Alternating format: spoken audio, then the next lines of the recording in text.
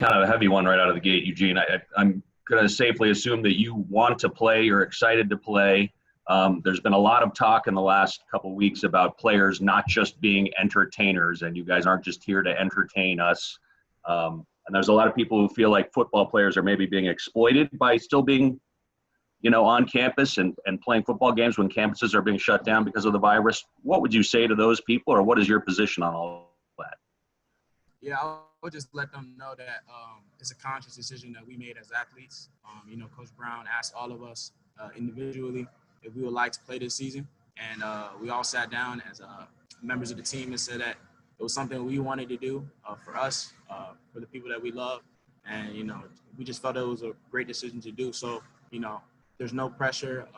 We're not being forced into it. And this is a decision that we all have made. So. Cool. All right, let's move over. Andrew Jones, you are up next.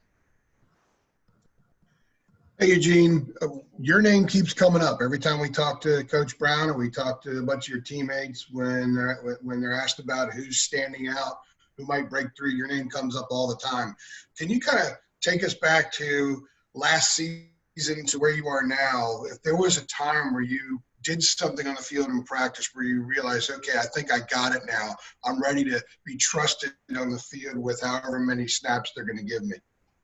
Yeah, I just think it was all the off-season work, just sitting with Coach Schottmer, Coach Thigpen, and Coach Bateman. I would come out on the field on my own and try to, reflect and work on the plays on my own. That was one thing I struggled with, the cerebral part of football. And I felt like I had the athletic ability, but the cerebral part wasn't always there. And the speed of the game changed. So I came out on the field and tried to, work it and been in the film room with my coaches. So, I test all my success right now to them and everything they, helped me with, as well as Jeremiah Gilmore and Chad Surratt. I would be texting those guys and constantly asking them questions. They were really receptive to me as a little brother, taking me under their wing and just, showing me the ropes. So, I thank all those guys for everything that's happening now. You didn't play that many snaps on defense last year, but you run the field quite a bit on special teams. How did that special teams experience kind of help you acclimate yourself to the speed and physicality of the college game? It helped a lot. Just playing special teams and getting that experience. It's a stepping stone to, college football. They come in and you work on special teams, you bust your tail, and, if it's a progression. So I felt like, being on special teams helped me so much in my game, realizing that, with special teams, that's going to pave the way for defense, busting my tail on special teams, giving effort, and executing the way Coach DeWitt and our staff wants us to do it. So I think that has helped a lot. Cool. Thanks a lot, man. I appreciate it. Okay, Jeremiah Holloway, you are back up. Yeah, so another off-the-field question, and I asked Diami about this earlier, the protests that have occurred over the weekend that was completely led by athletes at UNC. So I wanted to ask you about what do you think the significance of it, how do you think it's significant that it was completely led by athletes? I think it's going to create some change, and I think that athletes are using their platform, especially the athletes here. All of us are using our platforms, to bring awareness to everything that's going on in the country. And, it's great to see that. You see the same thing with the NBA. But I'm glad that we're doing it here, and we're setting the example. We're letting people know that, the things going on in this country is unacceptable, and there needs to be change. So, I'm very appreciative of, the old guys, Mike Carter, Tamon Fox, leading the way, and, just young guys like me trying to follow in their footsteps and be able to, create change for all of society. So. All right, thank you. Great. Let's move over to Madeline Coleman. Madeline, go ahead. So given everything that is happening in our world today, I'm asking this in the most genuine way possible, but how are you? No, I'm good. And I appreciate you asking me that question. I'm good that, everything that's going on, it's a lot going on, but me personally, I'm good. I have my family to lean on. I have my coaches to lean on, and, they're constantly checking in and seeing how I'm doing. So, that's one thing that we as Americans, we need to do a little bit better, just checking on the fellow man. So I really appreciate you asking me that question. When was the last time someone outside of your family and the football staff asked you, how are you? And what did that kind of mean to you? Because it is such a personal question. I'll probably say a couple days ago. Coach Brown asked me how I was doing. He wanted to check in with me. Our assistant coaches were asking me how I was doing, and it wasn't a question where they just wanted a quick answer. It was a genuine question where they wanted to see how I was doing, and I gave them a response. So it was just good for them to check in on me and see how I was truly doing. So thank you so much. Thank you.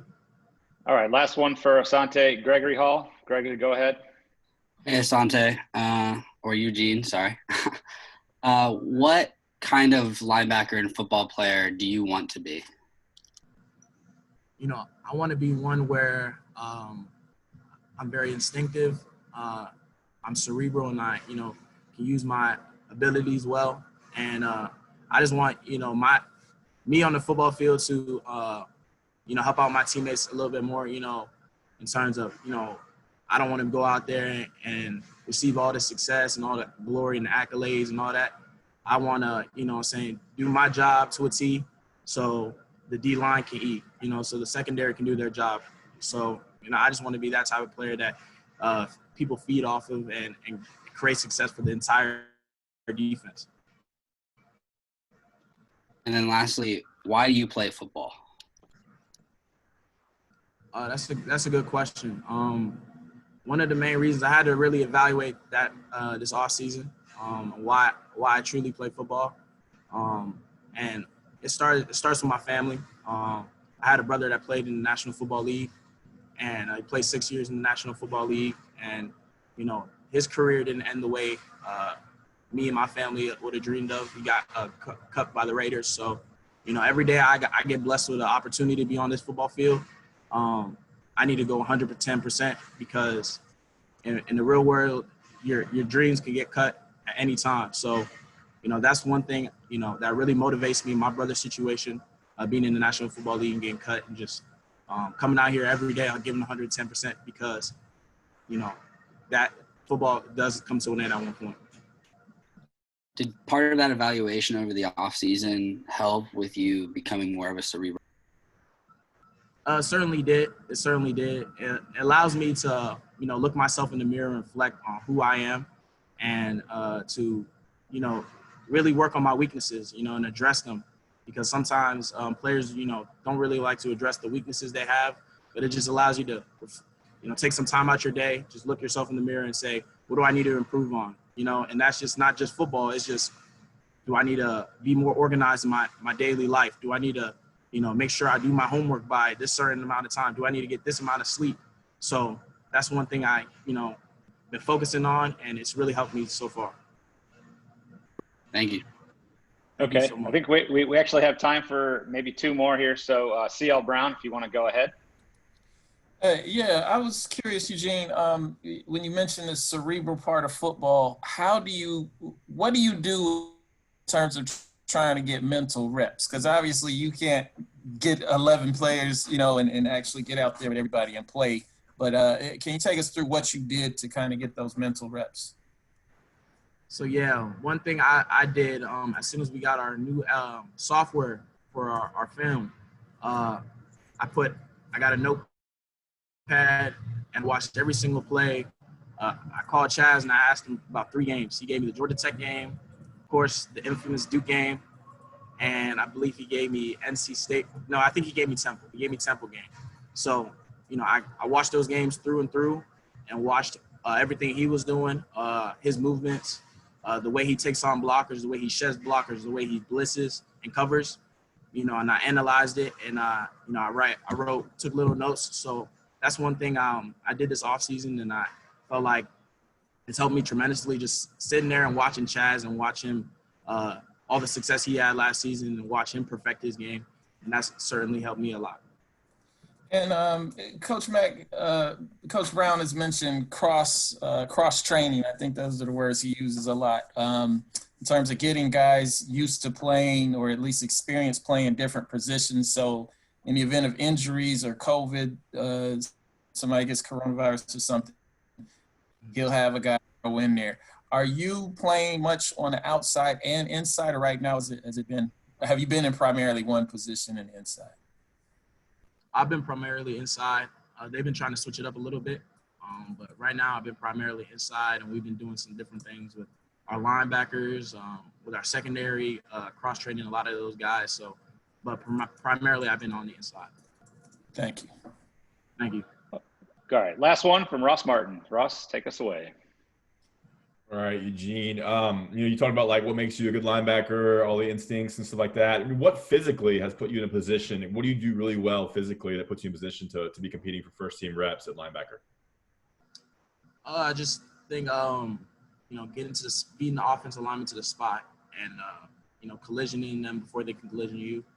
And one thing I want to attest that to is Coach Hess, Coach Brian Hess, Coach Dean, Coach Blue, and the whole Coach Heck, the whole staff, the strength staff, for helping me build my strength this offseason.